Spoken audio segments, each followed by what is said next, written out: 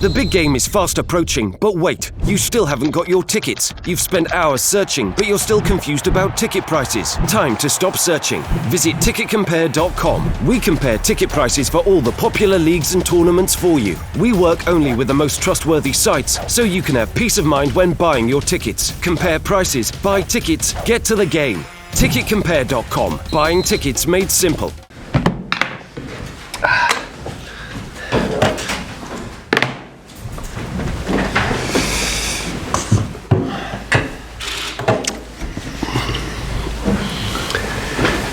Everyone ready? Darmish, you want to kick us off? Sure.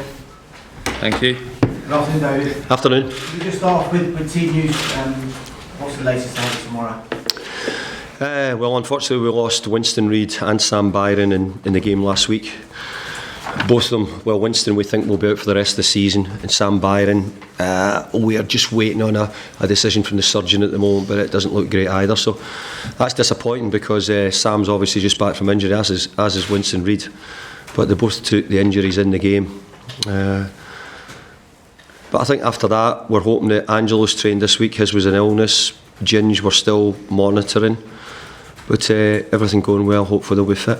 The Winston Reid news in particular, how big a blow is that? It's a really big blow because he's a really important player for us. He's experienced. And with the games we've got coming up in the next sort of 10 weeks or so, he's going to be really important.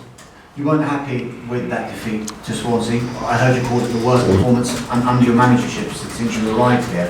What's been the message to the players and how they reacted at the training ground since? Well, to get rid of it very quickly. But I wasn't going to kid anybody else on. When we don't play well, then I'm going to tell people we don't play well. But I've got to say, we've played really well prior to it. We've had some really good results. But we need to improve, and if we play like that, then it'll not be so good. But there was mitigating circumstances. I think we go into the game without 3 or 4 sort of key players, and we don't want to make excuses, but that's facts. The relegation picture seems to be changing week by week. When you look at the situation as it stands now, how many teams do you realistically think are involved in it, and how many points do you think it will take? Well, I think that it's changing all the time because I don't think there's very little between the teams from, say, 10th down to right down at the bottom. So I think any one team could beat the other. I've thought that for a while actually, and you've just got to pick up the points when you can. You know, we've had some really big wins against some of the teams around us, but we've also had a couple of defeats. But that's typical, I think, of the sort of bottom end of the league at this time. The amount of points, I think 40's always tended to be the sort of the safe bet. If you get 40, then you're pretty much there. We've got 10 points to go then to get 40, so we've got to try and get that. With 9 games to go, have you seen a situation like this? For example, you saw Crystal Palace. They could have gone up to 13th had they held on against Manchester United, but they stay in the relegation zone. It's that tight. It's that tight. And I think sometimes you think that your position gives you a cushion, but really it's not, because you need the points to get the cushion.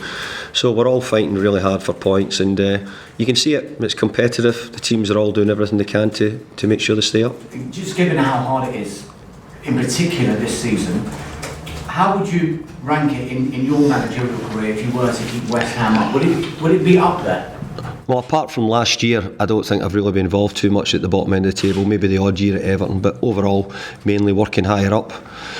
But I would say that it's the most competitive. I think the Premier League, we all think that the top 6 are very difficult to beat and hard to play against. We know that.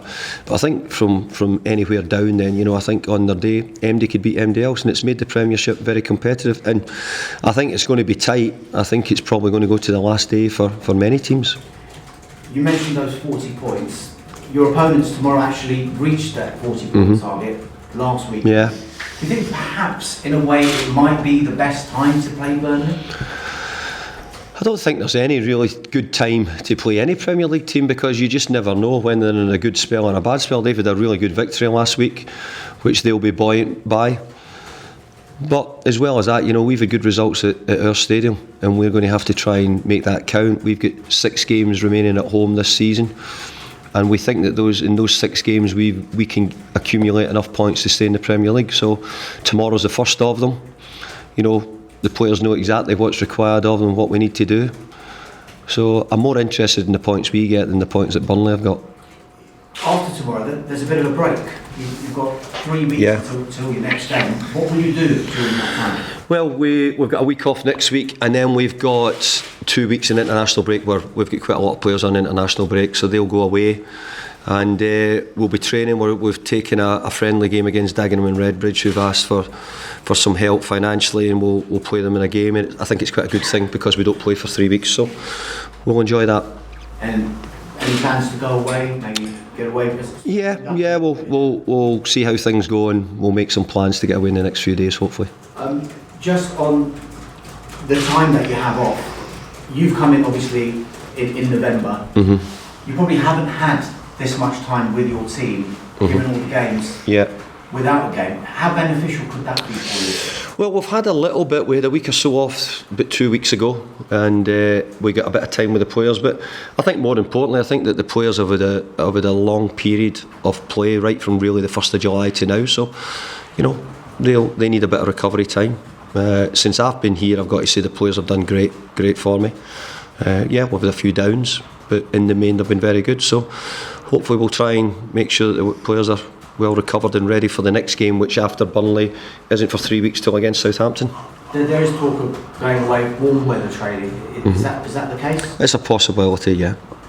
Just finally for me, you'll obviously be aware during your whole playing career, your managerial career, the impact Bobby Moore had on this football club. Has it been heightened, the impact that he's had on this particular football club since you've arrived, and how poignant is tomorrow? Well, everybody knew about Bobby Moore. Even a Scotsman knows about Bobby Moore and what happened. But I think more importantly, I think when you join a club, you get to understand about the legends and the people who the supporters sort of look back at with fond memories. And obviously, Bobby's was a tragic death, and something which we're right to continually to celebrate because he was a great player here.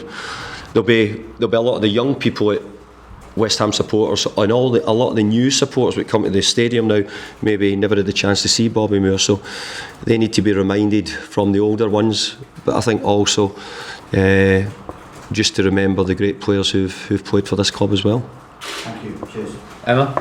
Hello, David. Hi there. The 4-1 at Swansea, I know you were unhappy about, but obviously it followed losing at Liverpool as well. Two very heavy away defeats. Are you happy to be back at home? Yeah, we certainly are, and I think we could understand a little bit. Liverpool was a much harder game in ways, but I think at Swansea it didn't work. We lost 2 goals from corners, we lost a penalty kick, and lots of things went away from us. And obviously the loss of 2 centre halves in the week leading up to the game didn't make it easier for me. But as I said before, we've done it. I said what I thought. I didn't think we performed well enough. We put that right on Monday morning. Put it to bed, and I've got to say the players have looked good. They've worked hard. They're well prepared. They've trained all week. So hopefully we can show it in this game. I've seen this match being described by some, not by you, but some journalists have written it's probably the biggest game in your season. I wonder if you feel that pressure at all. Do you know, since we went to Stoke about 3 months ago, they told me this was the biggest game. Then I went to Huddersfield and they said this was the biggest game. Then we had Watford at home and this was the biggest game. So I think every game is going to be really important, and until we get the points to make sure we're a Premier League team, which I believe we will do, but you've got to get them. We can talk about it, so we've got to get them, and what we need with that is good performances. And I think here we've had some really good showings, we've had some really good games and good performances, and then we've had some which have been really poor, so we've got to find a little bit of balance. But between now and the end of the season, I think we're certainly going to have to win at least another 3 anyway. How do you assess Burnley's season? Because they started superbly and then they sort of seemed to show that they were beatable. Whereas you say that they'll come to this game on the back of a win, but I wonder how you know what kind of Burnley to expect. Well, you're right. I think Burnley started the season probably like even you look at Brighton and Huddersfield, who all started the season in great form. Good wins and got early victories in, which is really important. I hope that with us, with having playing so many away games at the start, where home games will now help us get into the run-in. But what I would say that I think Burnley have had a steady team. They had a good win last week. Prior to that, I think they hadn't scored more than maybe a goal in a game. So we've got to try and take advantage and see if we can score some goals. But obviously they don't concede many. That's probably their strength if you're looking at what Burnley's strong points are. They've done a really good job at Burnley. stabilising themselves as a Premier League team and getting themselves into the top half of it now as well. I know that you were aware that there had been fans planning to protest and those marches had already been called off. Some fans, though, had still been keen to march and express their concerns about certain things that they felt they weren't happy about with the club. I just wondered if you had a message for the supporters at the moment. Well, I have a message to say that it's great for the players and it's great for the management that they're not marching, because we know that when they come in the stadium, then they'll be right behind the team. I think the atmosphere in some of the games has been tremendous, and I think that they know that we need it. We do need it, and I think that there's grievances at every club. Every club you're at, there's grievances against owners, there's grievances against managers or members of the club. All you want to do is make sure that your club's in the right position, and hopefully we'll have nearly 60,000 at the game again tomorrow, and they're all getting behind the team. Thanks, guys. Cameras off, please. Thank you.